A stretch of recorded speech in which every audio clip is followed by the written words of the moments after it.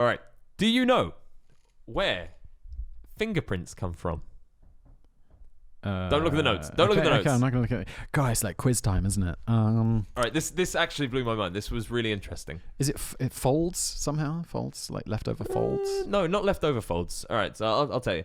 So our fingerprints are completely unique, and they are formed. They're friction ridges from where babies push against the placenta.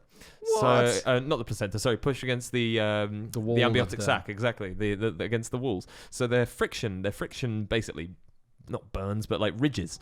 And by 6 months of development, they are completely formed. So you're just like locked it. Wait, so they're kind of blank, and then how do? Yeah. No, so there. Yes, exactly. There is. Sorry, hang on. So let me just look at my notes. Pressure on the fingers from the baby touching and their surroundings, from touching their surroundings is what create friction ridges, the faint lines you see on your fingers and toes. These ridges are completely formed by the time a fetus is 6 months old.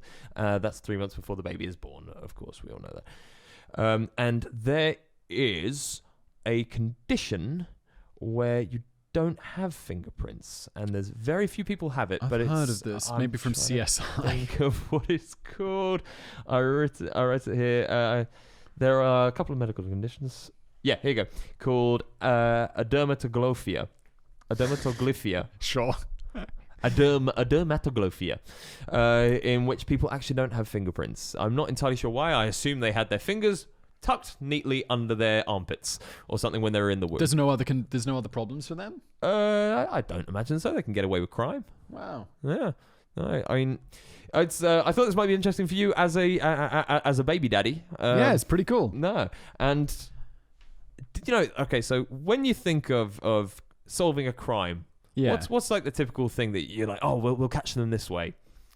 How would you go about solving a crime? DNA, or fingerprints? Eyewitnesses. I want you to say fingerprints. Okay, fingerprints. Thanks, mate.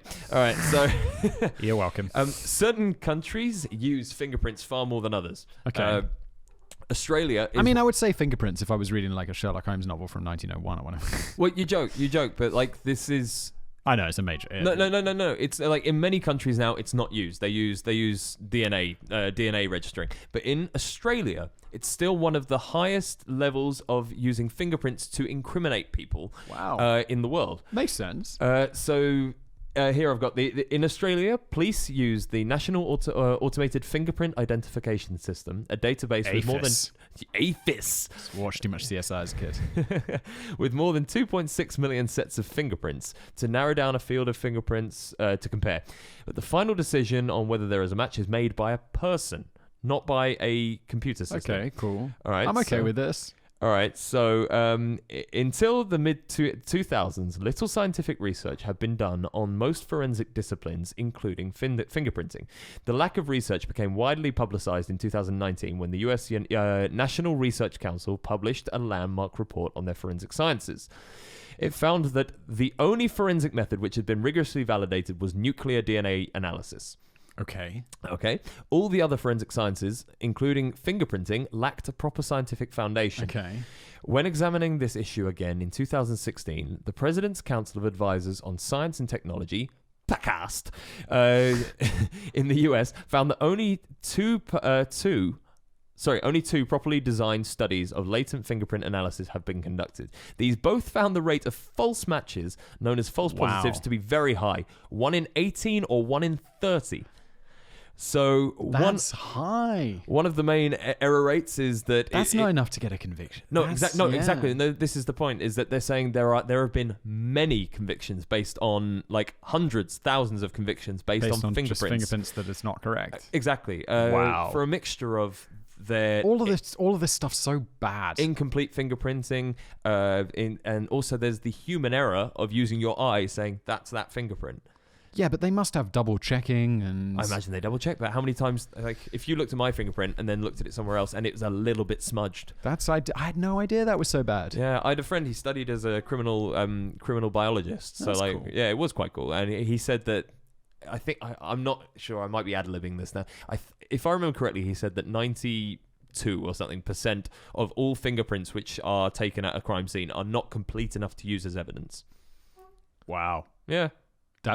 Yeah, okay. Yeah, And even when they do use them, they screw it up. exactly. 30 times. I was immediately curious after hearing this. Can I? You can take the reins. It's your section, Sam. Yeah, no, so, no. you know, Take you're it the away. boss. What have you got to say? I was super curious if you could remove your fingerprints. I just googled it right now. Yeah, you just wipe them off. What do you mean? No. Oh, remove Off your hands. Burn them. Right. Okay. So They did it in Men in Black. they did, and that's immediately what came to mind. I actually searched, "Can you remove them with a laser?" I found on Quora a pretty solid answer with references and everything. Yes. In the past, criminals have burned their fingerprints off using caustic substances such as acid. John Dillinger did it in 1934. However, this is super interesting. You can do it via skin grafts. So they'll cut the skin off your finger, and they'll stitch on some skin from somewhere else. Because obviously, if you burn it off, it might grow back, or you'll still have something. Like you've burned a finger before, right? And you still get your fingerprints; they grow back. But if you patch it over with some other skin, problem solved, because the body will just take that skin and use it.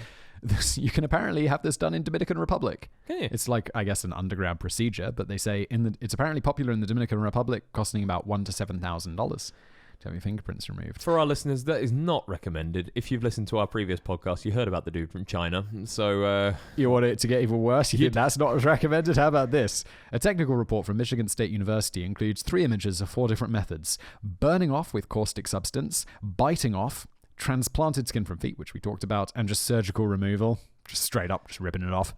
A lower tech method, often used by those without access to relatively more sophisticated methods, is to simply burn the fingertips with cigarettes or on a gas stove. Bloody hell. Dude. Actually, to be honest, seems like probably the easiest way to do it. Yeah, but I don't know. I don't want to dip my fingers in acid. You're not dipping your fingers in... well, you can... Yeah, but... Corrosive substances. I would just do the surgery. Well, the surgery would obviously be Number one. Yeah. Yeah, that's the easier way to go. You know, we talked about on a previous episode how you wanted to make like a jetpack out of the blowers. Yeah. Do you want to get your fingerprints? Send you off to Dominican Republic for the pod. Get your fingerprints changed out. You can say no. I don't want to. Okay. That's I wouldn't recommend it. I could do my toes. I was mostly joking, but I loved how you paused and were like, "Should I do this for the pod?" I do my toes. You would? Yeah, I do one toe. I do like my little toe. Just to see what it was like. You'd lose a bit of skin off your butt as well, I guess. It's like, I don't have any tattoos, but I'd tattoo my toe. Like, yeah, no just... Do you have any tattoos? No. No. I don't know. I don't like tattoos. Do you not? No. What do you think? They're a fad? I just don't like them. I don't know why. I think... I worry about things that have such permanence. Yeah. Like, I think... making decisions of stuff that doesn't go away, you need to be really sure about, and the statistics of people who are unhappy with tattoos later in life speak a lot about that decision making. So I've thought at times that would be cool, and then I've thought I'll probably regret that. And now that I look back, I think I would. So fair enough. There you go. There's Cameron Diaz was saying the same about women that laser off their hair in intimate areas. She said like, obviously it's become a real thing now that people like laser all the hair off and it's gone forever. Yeah. And she said that might be what you want now, but is that what you're going to want when you're in your 50s? Is that what you're going to want in your 60s even? Yeah. There you go. Nice. Might want a bit of foliage.